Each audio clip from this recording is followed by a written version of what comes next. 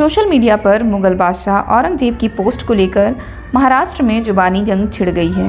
महाराष्ट्र के उप मुख्यमंत्री देवेंद्र फडणवीस की औरंगजेब की औलाद टिप्पणी पर कड़ी आपत्ति जताते हुए एआईएमआईएम के अध्यक्ष असदुद्दीन ओवैसी ने उनसे पूछा कि महात्मा गांधी के हत्यारे नाथूराम गोडसे और नारायण आप्टे की संतान कौन है। बादशाह औरंगजेब का पुनर्जन्म कहे जाने के बाद एनसीपी नेताओं ने बड़े पैमाने पर विरोध प्रदर्शन और जेल भरो आंदोलन किया। मुगल बादशाह, जिनकी मृत्यु 300 से अधिक वर्ष पहले हुई थी, अक्सर भारत में बहस का एक गर्म विषय बन जाते हैं। पिछले साल भी वे वाराणसी में ज्ञानवापी को लेकर विवाद में चर्चा का विषय बने थे। मुगल साम्राज्य का छठा बादशाह, जिसे अक्सर अंतिम प्रभावी मुगल शासक कहा जाता है, इतिहासकारों, राजनेताओं और आम जनता के लिए हमेशा इतना दिलचस्प विषय क्यों रहा है। 300 साल पहले मरने वाले मुगल बादशाह बहसों में बार बार सुर्खियों में क्यों आता है। दरअसल औरंगजेब आलमगीर एक जटिल और ध्रुवीकरण करने वाला व्यक्ति था, जिसने भारतीय इतिहास पर एक अमिट छाप छोड़ी। सबसे लंबे समय तक शासन करने वाले मुगल सम्राट के रूप में औरंगजेब के शासन को सैन्य विजय, राजनीतिक युद्धाभ्यास और धार्मिक नीतियों की एक श्रृंखला द्वारा चिन्हित किया गया था, जिसने सदियों से इतिहासकारों और विद्वानों के बीच बहस और विवादों को प्रज्वलित किया है। उनकी विरासत मुगल युग की समझ और भारत के सामाजिक राजनीतिक परिदृश्य पर इसके प्रभाव को आकार देना जारी रखे हुए है।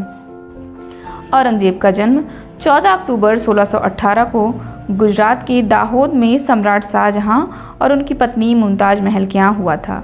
वह शाहजहां का तीसरा पुत्र था और अपने भाइयों में सबसे छोटा था। उनके पिता के मुगल सिंहासन पर चढ़ने का मतलब था कि औरंगजेब शक्ति और विशेषाधिकार के माहौल में बड़ा हुआ, जिसने मुगल दरबार की भव्यता देखी थी। औरंगजेब की विवादास्पद प्रतिष्ठा के प्राथमिक कारणों में से एक उसकी धार्मिक नीतियों से उपजा है। अपने पूर्ववर्तियों के विपरीत उन्हें अक्सर एक क्रूर अत्याचारी के रूप में वर्णित किया जाता है, जो एक विस्तारवादी था, कठोर शरिया कानून लागू करता था और भेदभावपूर्ण जजिया कर वापस लाता था, जिसे हिंदू निवासियों को सुरक्षा के बदले में भुगतान करना पड़ता था। औरंगजेब इस्लाम की सख्त और रूढ़िवादी व्याख्या के लिए जाना जाता था। उन्होंने शरिया कानून को लागू करने और पूरे साम्राज्य में इस्लामी प्रथाओं को फिर से लागू करने की मांग की।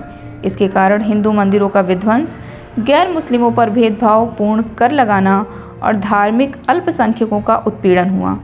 इसके अलावा साम्राज्य का विस्तार करने के उद्देश्य से औरंगजेब के लंबे सैन्य अभियानों ने अक्सर हिंदू राज्यों और सिख समुदायों को लक्षित किया। उन्होंने इन विजयों को न केवल क्षेत्रीय विस्तार के रूप में देखा, बल्कि इस्लाम के प्रसार के साधन के रूप में भी देखा। उनके शासनकाल में काशी विश्वनाथ मंदिर और मथुरा में कृष्ण जन्मभूमि मंदिर सहित कई प्रमुख हिंदू मंदिरों का विनाश देखा गया।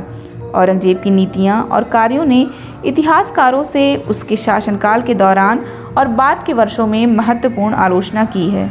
आलोचकों का तर्क है कि उनकी धार्मिक असहिष्णुता और उत्पीड़न ने सद्भाव और समावेशिता के सिद्धांतों को कम करके आंका, जो मुगल साम्राज्य की सफलता और दीर्घायु में सहायक थे।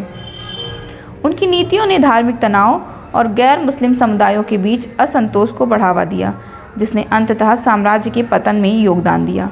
हालांकि कुछ विद्वानों का तर्क है कि औरंगजेब के कार्यों को उस समय के संदर्भ में समझने की आवश्यकता है जिसमें वह रहता था।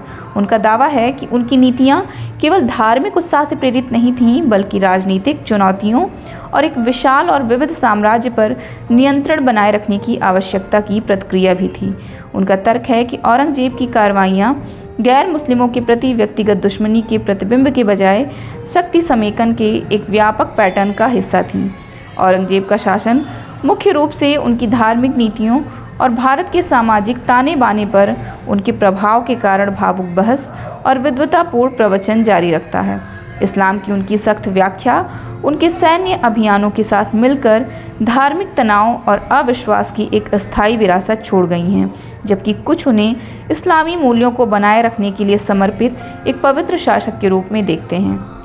अन्य मुगल साम्राज्य की समावेशी और बहुलतावादी परंपराओं को कम करने के लिए उनकी आलोचना करते हैं। औरंगजेब को समझने के लिए ऐतिहासिक संदर्भ, राजनीतिक प्रेरणाओं और एक विविध साम्राज्य पर शासन करने की जटिलताओं की सूक्ष्म परीक्षा की आवश्यकता है। किसी के दृष्टिकोण के बावजूद यह निर्विवाद है कि औरंगजेब ने भारत को आकार देने में महत्वपूर्ण भूमिका निभाई थी। इतिहासकारों की नज़र में इतिहास को समय के परिप्रेक्ष्य में देखा जाना चाहिए। एक शासक को इतिहास के सांचे में रखकर नहीं समझा जा सकता।